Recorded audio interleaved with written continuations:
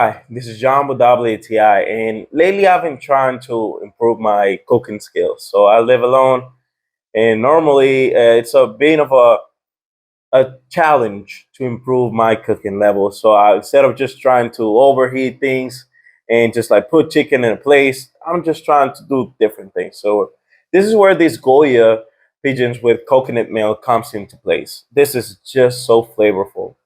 When it comes to being a person from the Caribbean, coconut, it's almost as all of your dishes.